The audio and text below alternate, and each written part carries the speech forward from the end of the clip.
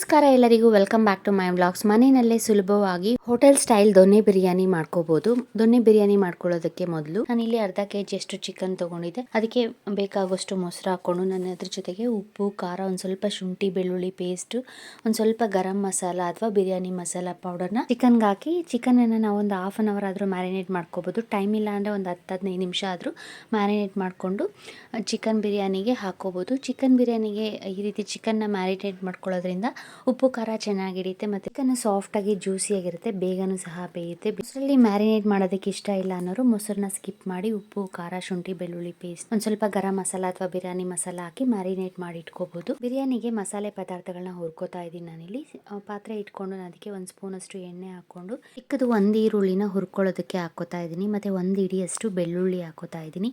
ನಾವು already marinate ಮಾಡೋದಕ್ಕೆ ಬೆಳ್ಳುಳ್ಳಿ ಶುಂಠಿ ಪೇಸ್ಟ್ ಹಾಕೊಂಡಿರೋದ್ರಿಂದ ನೋಡಿಕೊಂಡು ನಾವು ಸ್ವಲ್ಪ ಬೆಳ್ಳುಳ್ಳಿ ಹಾಕೊಂಡ್ರೆ ಸಾಕು. ಈರುಳ್ಳಿ ಬೆಳ್ಳುಳ್ಳಿನ ಒಂದು ಸ್ವಲ್ಪ ಹೊತ್ತು ಎಣ್ಣೆನಲ್ಲಿ ಈ ರೀತಿ ಹುರ್ಕೋತಾ ಇದ್ದೀನಿ. ಮೀಡಿಯಂ ಉರಿಯಲ್ಲಿ ಇಟ್ಕೊಂಡು ಹುರ್ಕೊಂಡ್ರೆ ಬೇಗ ಅದು ತಳ ಹಿಡಿಯಲ್ಲ. ಬೆಳ್ಳುಳ್ಳಿ ಹಾಕೊಂಡಾದ್ಮೇಲೆ ಇದ್ರ ಜೊತೆಗೆ ನಾನಿಲ್ಲಿ ಚಕ್ಕೆ, ಲವಂಗ, 1 ಪೀಸ್ ಅಷ್ಟು ಅನಾನಸ್ ಹೂವು ಹಾಕೊಂಡಿದ್ದೀನಿ. ಅದ್ರ ಜೊತೆಗೆ ಕಪ್ಪು ಏಲಕ್ಕಿ ಮತ್ತೆ 1-2 ಪೀಸ್ ಅಷ್ಟು ಏಲಕ್ಕಿನೂ ಹಾಕೊಂಡಿದ್ದೀನಿ. ಇಷ್ಟನ್ನು ನಾವು ಹಾಕಿ ಹುರ್ಕೋತಾ ಇದ್ದೀನಿ. ಖಾರಕ್ಕೆ ಅಂತ ನಾನು 7-8 ಹಸಿಮೆಣಸಿನಕಾಯಿನ ಹಾಕೊಂಡಿದ್ದೀನಿ. 1 ಇಡಿಯಷ್ಟು ಕೊತ್ತಂಬರಿ ಸೊಪ್ಪು ಮತ್ತೆ 1 ಇಡಿಯಷ್ಟು ಪುದೀನ ಹಾಕೋತಾ ಇದ್ದೀನಿ. ಪುದೀನ ಕೊತ್ತಂಬರಿನ ಜಾಸ್ತಿ ಬೇಕಂದ್ರೂ ಹಾಕೋಬಹುದು. ನಾನಿಲ್ಲಿ ಮೆಂತ್ಯ ಸೊಪ್ಪು ಇರಲಿಲ್ಲ, ಮೆಂತ್ಯ ಸೊಪ್ಪಿದ್ರೆ ನಾವು ಒಂದು ಸ್ವಲ್ಪ ಮೆಂತ್ಯ ಸೊಪ್ಪನ್ನು ಸಹ ಹಾಕಿ ಹುರ್ಕೋಬಹುದು. ನಾವು ಇಷ್ಟು ಸಾಮಗ್ರಿನೂ ಮೀಡಿಯಂ ಉರಿಯಲ್ಲಿ ಇಟ್ಕೊಂಡು ಹುರ್ಕೋತಾ ಇದ್ದೀನಿ. ಕೊತ್ತಂಬರಿ ಸೊಪ್ಪು ಮತ್ತು ಪುದೀನ ಸ್ವಲ್ಪ ಸಾಫ್ಟ್ ಆದಮೇಲೆ ಜೊತೆಗೆ ನಾನಿಲ್ಲಿ ಒಂದು ಅರ್ಧ ಇಂಚಷ್ಟು ಶುಂಠಿನ ಹಾಕೋತಾ ಇದ್ದೀನಿ.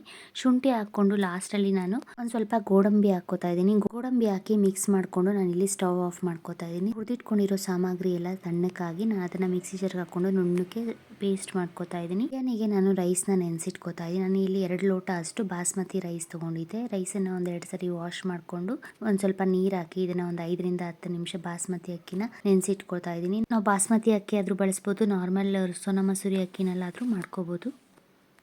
ನಾವು ಹುರಿದಿಟ್ಕೊಂಡಿರೋ ಮಸಾಲೆನೆಲ್ಲ ನುಣ್ಣಕ್ಕೆ ರುಬ್ಕೊಂಡಿದ್ದಾಯಿತು. ಕುಕ್ಕರ್ ಇಟ್ಕೊಂಡು ಅದಕ್ಕೆ ನಾನು 1 ಟೇಬಲ್ ಸ್ಪೂನ್ ಅಷ್ಟು ಎಣ್ಣೆ ಹಾಕೋತಾ ಇದ್ದೀನಿ. ಎಣ್ಣೆ ಬಿಸಿ ಆದಮೇಲೆ ನಾವು ಎಲ್ಲ ಥರದ ಮಸಾಲ ಪದಾರ್ಥಗಳನ್ನ ಹಾಕೋತಾ ಇದ್ದೀನಿ.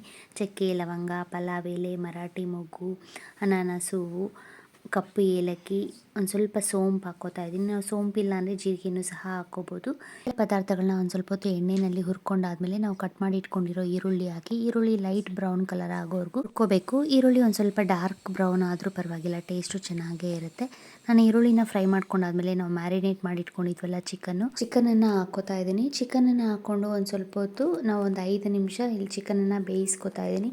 ಒಂದು ಅರ್ಧ ಕುಕ್ ಆಗೋವರೆಗೂ ನಾವು ಫ್ರೈ ಮಾಡಿ ಚಿಕನನ್ನು ಬೇಯಿಸ್ಕೋಬೇಕು. ಚಿಕನನ್ನು ಈ ರೀತಿ ಫ್ರೈ ಮಾಡಿಕೊಂಡು ಬೇಯಿಸ್ಕೊಳ್ಳುವಾಗ ನಾನಿಲ್ಲಿ ರುಚಿಗೆ ತಕ್ಕಷ್ಟು ಉಪ್ಪು ಹಾಕೋತಾ ಇದ್ದೀನಿ. ಚಿಕನನ್ನು ಒಂದು ಸ್ವಲ್ಪ ಹೊತ್ತು ಹುರ್ಕೊಂಡಾದ್ಮೇಲೆ ಈಗ ನಾವು ರುಬ್ಬಿಟ್ಕೊಂಡಿರೋ ಮಸಾಲ ಹಾಕೋತಾ ಇದ್ದೀನಿ. ಮಸಾಲ ಹಾಕೊಂಡಾದ್ಮೇಲೆ ಚಿಕನ್ ಜೊತೆ ಮಿಕ್ಸ್ ಮಾಡಿಕೊಂಡು ನಾವು ತುಂಬ ಹೊತ್ತು ಫ್ರೈ ಮಾಡೋ ಅವಶ್ಯಕತೆ ಇರಲ್ಲ. ಒಂದು ಸ್ವಲ್ಪ ಹೊತ್ತು ಈ ರೀತಿ ಮಿಕ್ಸ್ ಮಾಡ್ಕೊಂಡು ಫ್ರೈ ಮಾಡಿಕೊಂಡ್ರೆ ಸಾಕು. ಆಲ್ರೆಡಿ ನಾವು ಎಲ್ಲ ಪದಾರ್ಥಗಳನ್ನು ಹುರ್ಕೊಂಡು ರುಬ್ಕೊಂಡಿರೋದ್ರಿಂದ ತುಂಬ ಹೊತ್ತು ಫ್ರೈ ಮಾಡೋ ಅವಶ್ಯಕತೆ ಇರಲ್ಲ. ಈ ರೀತಿ ಮಿಕ್ಸ್ ಮಾಡ್ಕೊಂಡಾದ್ಮೇಲೆ ನಾವು ಮಿಕ್ಸಿ ಜಾರಲ್ಲಿ ಒಂದು ಸ್ವಲ್ಪ ಮಸಾಲೆ ಇರುತ್ತಲ್ಲ, ಅದಕ್ಕೆ ನಾನು ಇಲ್ಲಿ ಒಂದು ಸ್ವಲ್ಪ ನೀರು ಹಾಕಿ ಮಿಕ್ಸ್ ಮಾಡಿ ಹಾಕೋತಾ ಇದ್ದೀನಿ. ನೀರು ಹಾಕೊಂಡಾದ್ಮೇಲೆ ಮಿಕ್ಸ್ ಮಾಡಿ ನಾವು ಒಂದು ಸ್ವಲ್ಪ ಹೊತ್ತು ಫ್ರೈ ಮಾಡ್ಕೋತಾ ಇದ್ದೀನಿ.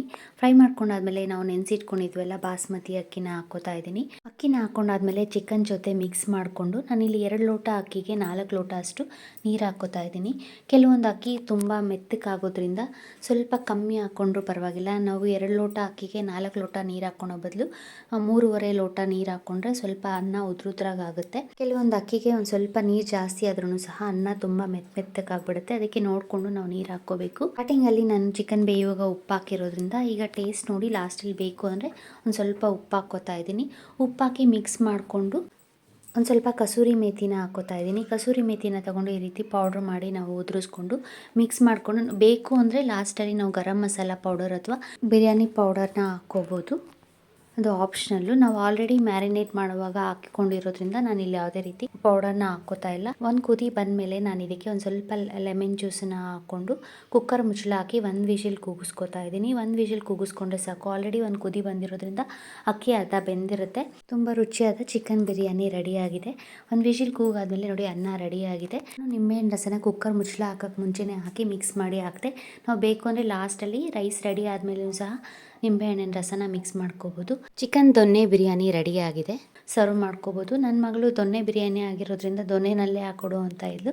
ಮನೆಯಲ್ಲಿ ದೊನ್ನೆ ಇರಲಿಲ್ಲ, ಅದಕ್ಕೆ ನಾನು ಚಿಕ್ಕದು ಪ್ರಸಾದ ಎಲ್ಲ ಹಾಕ್ತೀವಲ್ಲ, ಚಪ್ಪೆ ಇರುತ್ತಲ್ಲ, ಅದರೆಲ್ಲ ಹಾಕಿ ನಾನು ಬಿರಿಯಾನಿನ ಸರ್ವ್ ಮಾಡ್ತಾ ಇದ್ದೀನಿ. ಇದ್ರ ಜೊತೆಗೆ ನಾವು ಬೇಕು ಅಂದರೆ ಮೊಸರು ಬಜ್ಜಿನ ಮಾಡ್ಕೋಬೋದು, ಇಲ್ಲಾಂದರೆ ಹಾಗೇನೂ ಸಹ ತಿನ್ಬೋದು. ಸಖತ್ ಟೇಸ್ಟಿಯಾಗಿರುತ್ತೆ ದೊನ್ನೆ ಬಿರಿಯಾನಿ, ತುಂಬ ರುಚಿಯಾಗಿತ್ತು. ನೀವು ಸಹ ಟ್ರೈ ಮಾಡಿ ನೋಡಿ. ಈ ವಿಡಿಯೋ ನಿಮ್ಗೆ ಇಷ್ಟ ಆದರೆ ಪ್ಲೀಸ್ ಲೈಕ್ ಮಾಡಿ, ಶೇರ್ ಮಾಡಿ, ಸಬ್ಸ್ಕ್ರೈಬ್ ಮಾಡಿ. Thank you. ಬಿರಿಯಾನಿನಲ್ಲಿ ಚಿಕನ್ಗೆ ಚೆನ್ನಾಗಿ ಉಪ್ಪು ಖಾರ ಹಿಡ್ದಿತ್ತು, ಸಾಫ್ಟಾಗಿ ಜ್ಯೂಸಿಯಾಗಿತ್ತು.